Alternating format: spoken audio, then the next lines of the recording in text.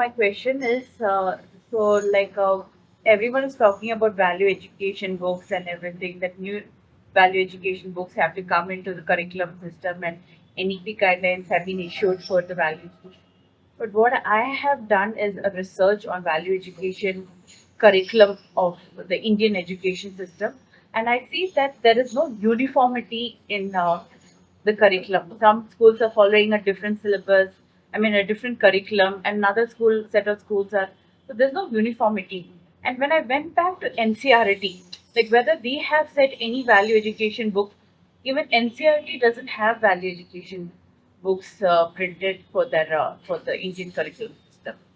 So I'm just asking, like, when will these things change?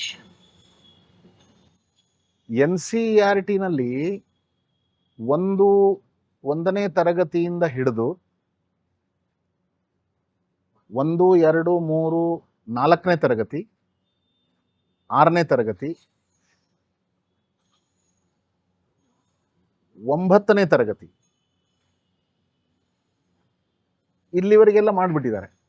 ಈಗ ಬರುವ June ಹೊತ್ತಿಗೆ ನಿಮ್ಗೆ 12ನೇ ತರಗತಿವರೆಗೂ ಟೆಕ್ಸ್ಟ್ ಬುಕ್ ಎಲ್ಲ ಬಂದ್ಬಿಡುತ್ತೆ. ಆಮೇಲೆ ನೀವೇನು ಹೇಳ್ತಿದ್ದೀರಿ ವ್ಯಾಲ್ಯೂ ಬೇಸ್ಡ್ ಎಜುಕೇಶನ್ ಅಂತ, ಅದಕ್ಕೆ ಬೇಕಾದಂಥ ಎಲ್ಲ ಸಿಲೆಬಸ್ಸು ಅದರಲ್ಲಿದೆ, ಆಕ್ಟಿವಿಟೀಸು ಇದೆ. Definitely you will feel satisfaction that what you are expecting is designed in NCERT textbooks. That is number one. And the second one is, you cannot teach values. Values cannot be taught. Skills can be taught. ಮೌಲ್ಯಗಳನ್ನು ಕಲಿಸ್ಕೊಡಕ್ಕಾಗಲ್ಲ. ಮತ್ತು ಸುಖದಲ್ಲಿ ಮೌಲ್ಯಗಳು ಬರಲ್ಲ. ನೀವು ಸುಖವಾದ ಜೀವನವನ್ನು ನಡೆಸುವ ಸಂಕಲ್ಪವನ್ನು ಮಾಡಿದ್ರೆ ಮಕ್ಕಳಲ್ಲಿ ಮೌಲ್ಯಗಳನ್ನು ಬೆಳೆಸಕ್ಕಾಗಲ್ಲ. ಇದು ಸಿದ್ಧಾಂತ, ಇದು ಸುಳ್ಳಾಗ್ಲಿಕ್ಕೆ ಸಾಧ್ಯ ಇಲ್ಲ. ಮೌಲ್ಯಗಳು ಬೆಳಿಬೇಕು ಅಂದರೆ ಕಷ್ಟದ ಜೀವನವನ್ನು ನಡೆಸಬೇಕು. ಹೀಗಾಗಿ ಮಕ್ಕಳಲ್ಲಿ ವಿದ್ಯಾರ್ಥಿ ಜೀವನದಲ್ಲಿ ಕಷ್ಟವನ್ನು ಪಡುವುದಕ್ಕೆ ಅವರನ್ನು ಪ್ರೇರೇಪಿಸಬೇಕು. ಇವತ್ತು ಕಷ್ಟಪಡೋದಕ್ಕೆ ಅವಕಾಶ ಕೊಡಲ್ಲ. ಮೌಲ್ಯಗಳು ಹೇಗೆ ಬೆಳಿಬೇಕು? ಮನೆಯ ಸಂಸ್ಕಾರದ ಕಾರಣದಿಂದ ವಂಶ ಪಾರಂಪರ್ಯವಾಗಿ ಒಂದಷ್ಟು ಮೌಲ್ಯಗಳು ಮಕ್ಕಳಲ್ಲಿ ರಕ್ತಗತವಾಗಿ ಬಂದ್ಬಿಟ್ಟಿರುತ್ತೆ. ಆದರೆ ಅದಕ್ಕೆ ಹೊರತಾಗಿ ಒಂದಷ್ಟು ಮೌಲ್ಯಗಳನ್ನು ಬೆಳೆಸ್ಕೊಳ್ಬೇಕು ಅಂದ್ರೆ ಅವ್ರ ಕಷ್ಟ ಎದುರಿಸ್ಬೇಕು. ಇಲ್ಲಿ ಅನೇಕ ಜನ ಕೂತಿದ್ದಾರೆ, ಅವ್ರ ಜೀವನದಲ್ಲಿ ಕೇಳಿ ನೋಡಿ, ಮೌಲ್ಯಗಳು ಬೆಳೆದಿರೋದು ಕಷ್ಟ ಎದುರಿಸಿದಾಗ, ಬೆಂಕಿಯಲ್ಲಿ ಉರಿದಾಗ ಮಾತ್ರ ಒಂದು ಲೋಹ ಇನ್ನಷ್ಟು ಪುಟವಿಟ್ಟ ಚಿನ್ನದಂತೆ ಆಗುತ್ತೆ. ಅದಕ್ಕೋಸ್ಕರ they have to face the challenges to instill the values with smiling face.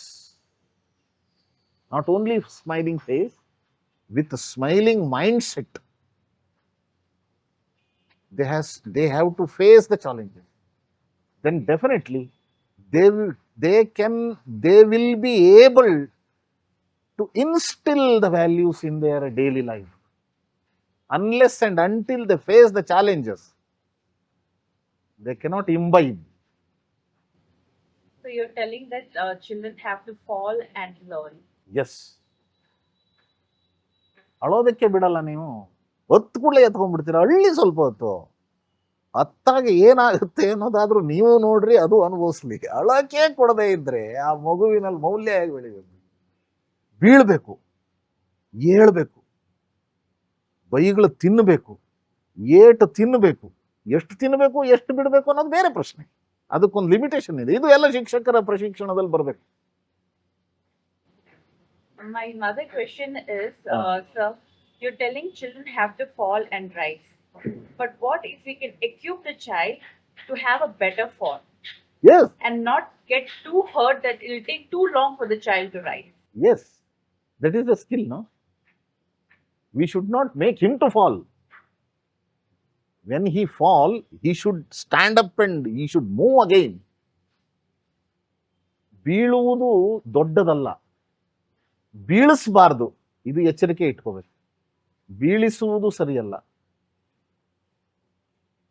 ಬೀಳುವುದು ಸಹಜ. ಆದರೆ ಬಿದ್ದ ಮೇಲೆ ಮತ್ತೆ ಎದ್ದು ನಿಲ್ಲುವುದು, ಮತ್ತೆ ಮುಂದೆ ನಡೆಯುವುದು, ನಿರಾಶರಾಗದೇ ಇರುವುದು, ಇದು ಕೇವಲ ಮಕ್ಕಳಿಗೆ ಮಾತ್ರ ಅಲ್ಲ, ಎಲ್ಲರಿಗೂ ಇದು ಅನ್ವಯ ಆಗುತ್ತೆ. ಇದು ವ್ಯಾಲ್ಯೂ, ಇದು ಮೌಲ್ಯಾಧಾರಿತ ಜೀವನ. ಅದಕ್ಕೆ ಬಿದ್ದವನನ್ನ ನೋಡಿ ತಮಾಷೆನೂ ಮಾಡಬಾರ್ದು. ಬಿದ್ದವನನ್ನ ಮೇಲೆತ್ತೋದಕ್ಕೆ ಕೈ ಹಿಡಿದು ಮೇಲೆತ್ತಬೇಕು. ಕೈ ಹಿಡಿದು ಮೇಲೆತ್ತಬೇಕು ಅಂದ್ರೆ ಮೇಲಿದ್ದವನು ಬಾಗಬೇಕು, ಕೆಳಗಡೆ ಇದ್ದವನು ಕೈ ಚಾಚಬೇಕು. ಕೈ ಯಾವಾಗ ಚಾಚ್ತಾನೆ? ಮೇಲಿನವನ ಮೇಲೆ ವಿಶ್ವಾಸ ಇದ್ದಾಗ. ಬಗ್ಗಿ ಯಾವಾಗ ಕೈ ಎತ್ತಾನೆ? ಕೆಳಗಡೆಯವನ ಮೇಲೆ ಅವನಿಗೆ ಪ್ರೀತಿ ಇದ್ದಾಗ. ಇಲ್ಲಿರೋವನಿಗೆ ವಿಶ್ವಾಸ ಇರಬೇಕು, ಅವನಿಗೆ ಪ್ರೀತಿ ಇರಬೇಕು, ಅವಾಗ ಒಬ್ರಿಗೊಬ್ರಿಗೆ ಕನೆಕ್ಟ್ ಆಗುತ್ತೆ. ಪ್ರೀತಿ ಮತ್ತು ವಿಶ್ವಾಸಗಳೇ ಕನೆಕ್ಟ್ ಮಾಡಿಬಿಡುತ್ತೆ ನಮ್ಮನ್ನ. ಇದು ಶಿಕ್ಷಣ, ಇದು ಆಗ್ಬೇಕು. ಬೀಳೋದಕ್ಕೆ ಅವಕಾಶ ಕೊಡಿ. ಅಕಸ್ಮಾತ್ ಅಂದ್ರೆ ಬೀಳಿಸ್ಬಾರ್ದು, ಬಿದ್ದರೆ ಭಯ ಪಡಬಾರ್ದು, ತಮಾಷೆನೂ ಮಾಡಬಾರ್ದು. Thank you.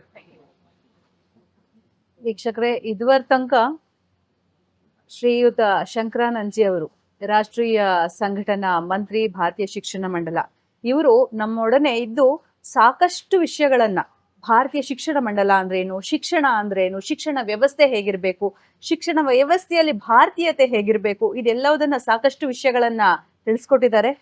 ಅವರಿಗೆ ಧನ್ಯವಾದಗಳನ್ನ ಹೇಳಕ್ಕೆ ಬಯಸ್ತೀನಿ. ಅದರ ಜೊತೆಗೆ ಶಂಕರಾನಂದಜಿ ಅವರ ಒಂದು ಯೂಟ್ಯೂಬ್ ಚಾನಲ್ ಇದೆ, BR ಶಂಕರಾನಂದ ಅಂತ ಹೇಳಿ.